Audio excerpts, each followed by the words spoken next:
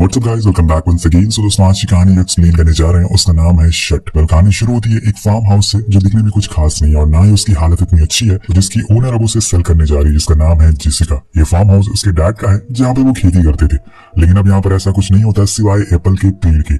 यहाँ में जेसिका के बारे में कुछ और बातें पता चलती है, जैसे कि वो एक डिवोर्स मॉम है, उसके दो बच्चे हैं, मेसन और जेसन, जो उसके साथ ही रहते हैं और वो अपना खर्चा एप्पल जैम को बेचकर पूरा करती है। लेकिन अब उसका काम कुछ खास नहीं चल रहा है, इसलिए पैसों के लिए वो इस जगह को बेचकर शहर की तरफ जाना चाहती है। लेकिन दिक्कत ये है कि इस जगह को कोई खरीदने को राजी नहीं है, क्योंकि जैसे कि मैंने आपको बताया कि घर की हालत बहुत ही ज्यादा खस्ता है। सीलिंग उखड़ चुकी है, पूरा बाथरूम लीक हो रहा है, बेडरूम में फैन सीलिंग बहुत नीचे है और एक स्टोर रूम है जिसका गेट की हालत इतनी खराब है कि वो बाहर से ही अपने आप बंद हो जाता है। इसके बाद उसे अंदर से कोई खोल नहीं सकता और इन सब चीजों के होने के बावजूद ये लोग जैसे तैसे यहाँ पर दिन गुजार रहे हैं। लेकिन शायद अब ऐसा नहीं होगा, क्योंकि कुछ ही दिनों में इनके साथ बहुत अच्छा या फिर बहुत ही ज्यादा बुरा होने वाला है। यहाँ में रायन के बारे में भी पता चलता है, जो कि जेसिका का एक्स हस्बैंड है। वो यहाँ पर बहुत ही कम आता है क्योंकि वो एक नशेड़ी बन चुका है और जेसिका नहीं चाहती कि उसके बच्चे ये सब होते हुए देखे।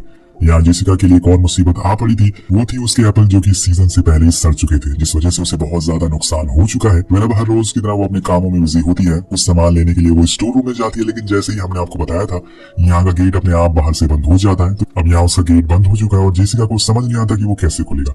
वो अंदर फंस चुकी है और यहाँ उसे बहुत अच्छे से पता है कि वो ऐसे तो बाहर नहीं निकल सकती, क्योंकि अब कोई बाहर से गेट नहीं खोलने वाला है, उसके पास दो बच्चे ही बाहर है। इसलिए पहले तो वो अपना दिमाग ठंडा करती है और फिर आराम से आसपास देखती है और सोचती है कि आखिर यहाँ से कैसे बाहर निकला जा सकता है। तभी उसे एक स्क्रू ड्राइवर दिखाई देता है जो डोर के हुक पर लगा हुआ था। वो बहुत ही लूज हो चुका था, पर इसे वो ओपन कैसे करे। वो मेसन को बुलाती है जो उसे स्क्रू ड्राइवर लाने को कहती है, पर वो अभी 7 साल की थी, उसे पता ही नहीं होता कि स्क्रू ड्राइवर किसे कहते हैं। जेसिका उसे समझाती है कि असल में वो दिखता कैसा है, जिसके बाद थोड़ा टाइम तो लगता है, लेकिन मेसन जैसे तैसे करके जहां तक हो सके स्क्रू ड्राइवर को ढूंढ लेती है और फिर उसे डोर के नीचे से जेसिका को दे देती है। लेकिन इतनी मुश्किलों के बाद भी बात नहीं बनती, क्योंकि उस स्क्रू का साइज बहुत ही छोटा था जिसमें वो ड्राइवर फिट नहीं बैठता। तो वो बहुत कोशिश करती है लेकिन कुछ नहीं होता, जिस वजह से वो आखिर में थक हार कर 911 पर कॉल करने लगती है। लेकिन तभी बाहर से मेसन कहती है कि घर के बाहर कोई आया मॉम।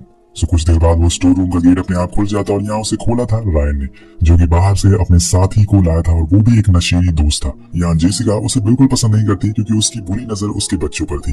वो फौरन रायन से सैमी को यहाँ से बाहर जाने को कहती है और उसे भी समझाती है कि तुम ये सब छोड़ दो, हमारे बच्चों के बारे में सोचो। लेकिन वो नहीं मानता। इसके बाद वो उसे बताता है कि हम दोनों यहाँ कुछ महीने रहने आएंगे, क्योंकि हमारे पीछे पुलिस पड़ी हुई है और हमारे पास पैसे भी नहीं है। तो जेसिका साफ साफ मना कर देती है और वहाँ से जाने को बोलती है। अब उन दोनों की बातें यहाँ पर रायन का दोस्त सैमी सुन लेता है। वो रायन से कहता है कि क्यों ना इसे वही स्टोर रूम में बंद कर दो। तो रायन भी उसकी साइड लेता है और फिर वो दोनों उसे पकड़कर उसी स्टोर रूम में बंद कर देते हैं। दोस्तों, अब इस बारी वो डोर के बाहर लकड़ियों को ड्रिल कर देते हैं ताकि वो आसानी से खुल ना सके। जेसिका चिल्लाती है, चीखती है, लेकिन वहाँ उन लोगों के अलावा कोई और भी मौजूद नहीं था। ये सब वो छोटे बच्चे भी देख रहे थे, पर यहाँ वो कुछ नहीं कर सकते थे। इसलिए अब उसे जो भी करना है बहुत ही सोच समझ कर करना होगा। उसके दोनों बच्चे बाहर है और दोनों पागल इंसान भी बाहर है और उनके साथ कुछ भी कर सकते हैं। इसलिए वो बार बार रायन से एक ही बात बोलती है कि प्लीज उन बच्चों के साथ कुछ मत करना, उन्हें छोड़ दो, भले ही तुम मुझे मार दो। लेकिन वो दोनों उसका कुछ जवाब नहीं देते और इसी तरह से 4 से 5 घंटे बीत जाते हैं। जेसिका को महसूस होता है कि शायद वो दोनों यहाँ से चले गए, इसलिए वो मेसन को बुलाती है और सारी खिड़की दरवाजे बंद करने को बोलती है। लेकिन जैसे कि आपको पता है, इस घर की सारी चीजें खराब हो चुकी है, उन्हें बंद करने का कोई भी फायदा नहीं है। यहाँ हम एक और चीज गौर करते हैं कि जेसिका के हाथ में एक गहरा चोट लग चुकी है, जिसके ऊपर उसने एक पट्टी भी बांध रखी है, लेकिन समय के साथ साथ ये भी इन्फेक्टेड होता जाएगा। तब ये क्या करेगी, और इसे तो ये भी नहीं पता कि असल में वो दोनों कब तक लौटेंगे। अगर वो नहीं लौटे तो ये बाहर कैसे निकलेगी। अब यहाँ जैसे जैसे समय बीत रहा था, जेसिका के लिए मुश्किलें और बढ़ती जा रही थी। फिर अचानक से जेसन की रोने की आवाज आती है, यानी कि वो उठ चुका है। अब उसे भूख भी लगी होगी और जब तक उसे खाना नहीं मिलेगा वो रोता ही रहेगा, इसलिए कुछ ना कुछ तो करना ही होगा। वो अपना फोन चेक करती है तो वो भी स्टोर रूम के बाहर ही पड़ा हुआ था, लेकिन मेसन वहीं बाहर ही खड़ी रहती है। वो अपनी मॉम से कहती है कि उसे वॉशरूम जाना है, लेकिन वो तो बंद है, इसलिए वो वहीं गेट पर ही टॉयलेट कर देती है, लेकिन अपनी मॉम को छोड़कर नहीं जाती। जेसिका कई बार स्क्रू ड्राइवर से गेट खोलने की कोशिश करती है, लेकिन ऐसा हो नहीं पाता है। पर अब काफी लेट हो चुका है, इसलिए उसे बच्चों को कुछ खाने को देना ही होगा।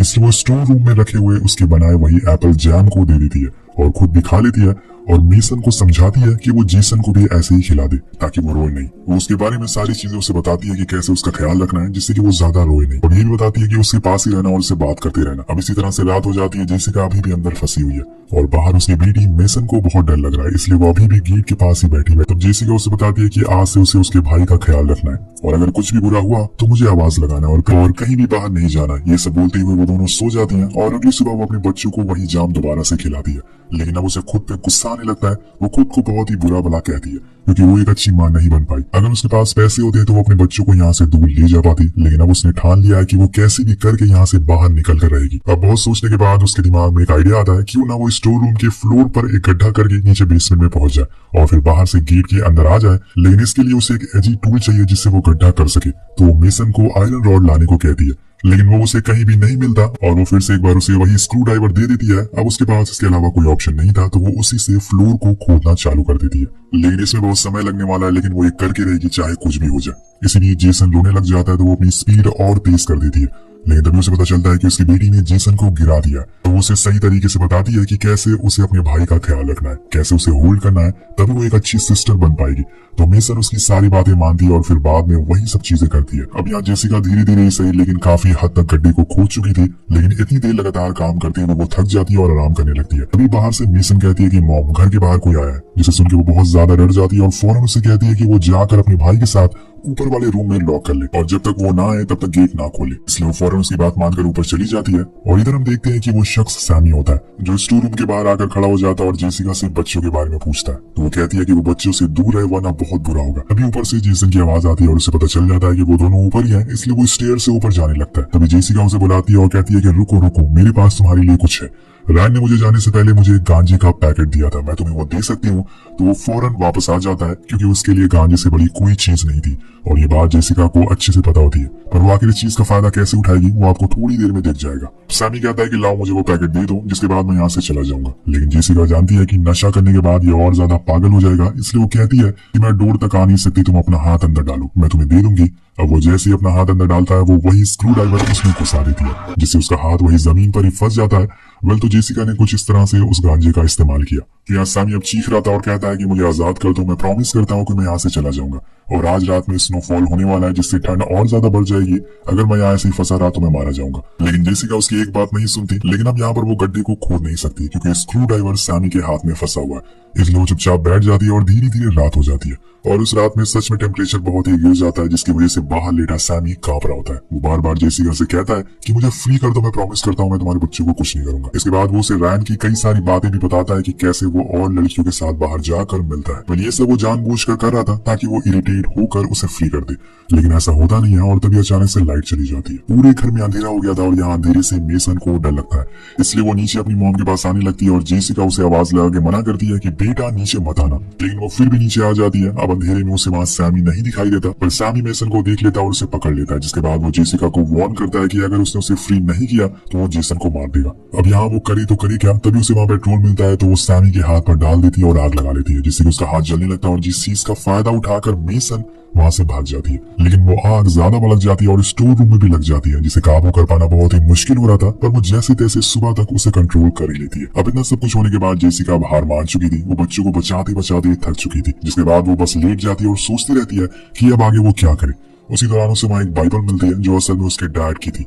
बाइबल में उसे बचपन की उसकी फोटो भी मिलती है और उसे पढ़ते पढ़ते जेसिका को गॉड पर गुस्सा आने लगता है, क्योंकि उसने गॉड की बात हमेशा मानी थी, लेकिन आज उन्होंने उसे यहाँ पर फंसा दिया। अब उसे कुछ पन्नों में पैसे भी रखे हुए मिलते हैं जो उसके डैड ने रखे थे, ताकि कभी किसी मुसीबत में वो उसका इस्तेमाल कर सके।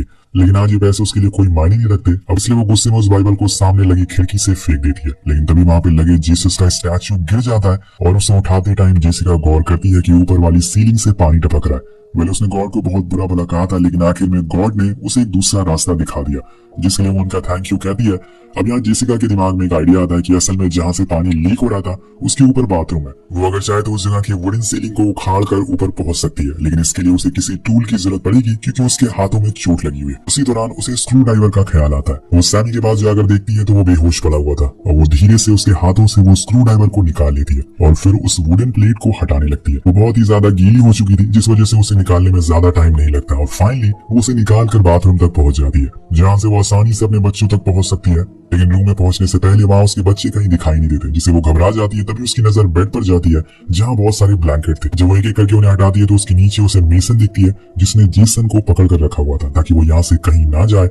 अब ये देखकर जेसिका बहुत ही ज्यादा खुश होती है और अपनी मॉम को देखकर वो बच्चे बहुत ही ज्यादा खुश होते हैं। उसका साथ देने के लिए जेसिका मेसन को थैंक यू कहती है, क्योंकि अगर वो स्क्रू ड्राइवर नहीं देती तो शायद वो अभी तक नीचे फंसी रहती। वेल इसके बाद अभी यहाँ से जल्दी से बाहर निकलना है, लेकिन उसके लिए जेसिका को मेन गेट की कीज लेनी पड़ेगी, जो की बेहोश पड़े सैमी के पास थी। वो दोनों बच्चों को लेके धीरे धीरे नीचे जाती है और उसके जेब से कीस को निकाल लेती है और बाहर जाने लगती है। लेकिन आज बाहर बहुत ही तेज बारिश हो रही है और ऐसे में बाहर जाना सही नहीं है। ऊपर से उसके पास 2 बच्चे भी है, इसलिए वो दोनों को ऊपर रूम में छोड़कर बाहर आ जाती है और फिर कार की विंडो को तोड़कर अंदर से कुछ खाने का सामान निकालती है। लेकिन उसकी आज किस्मत बेकार है। आते समय उसका पूरा खाना गिर जाता है। लेकिन उसे बड़ी मुश्किल ये बात थी कि सैमी अभी मरा नहीं है, उसे होश आ गया था और उसने अब अंदर से मेन गेट को लॉक कर लिया था। तो जेसिका फौरन खिड़की को तोड़कर अंदर घुस जाती है ताकि अपने बच्चों को बचा सके। लेकिन जैसे ही वो अंदर घुसती है तो देखती है कि सैमी ने जेसन के गले पर चाकू रख लिया। वो कहता है कि अब मैं अपने बदला लेकर रहूंगा, तुम बस देखती रह जाओगी। उसे देखकर जेसिका उसे माफी मांगती है और कहती है कि उसे छोड़ दे। लेकिन वो नहीं मानने वाला था और इसी दौरान वहाँ रायन भी आ जाता है जो सैमी से जेसन को छोड़ने को कहता है। तो वो उसकी बात मान लेता है। लेकिन यहाँ वो आधे दिमाग का था। उसे लग रहा था कि शायद उसने बच्चों के साथ कुछ गलत किया है, इसलिए वो उसे मार डालता है। अब यहाँ जेसिका रायन को काफी अच्छे से जानती है। उसे ये पता था कि अगर उसने गुस्से से काम लिया तो वो सबको मार डालेगा, क्योंकि वो आधा सन की किस्म का इंसान है।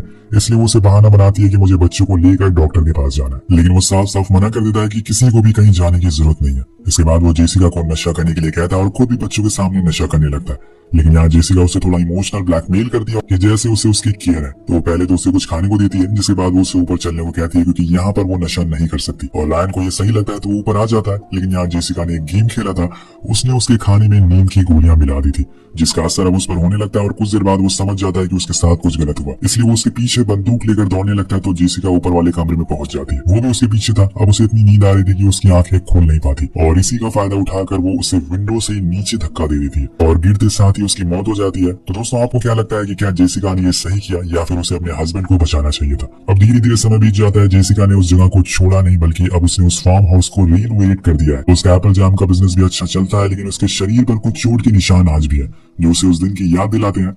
जेसिका अगर चाहती तो अपने बच्चों को छोड़ देती और नशा करने लगती, लेकिन खुद भी और अपने बच्चों को हमेशा उसने लड़ना सिखाया। जैसे कि मेसन, जिसने उसका बहुत साथ दिया और ये सारी चीजें उसे मोटिवेट करती है, जिससे कि उसे आगे बढ़ने की हिम्मत मिलती है।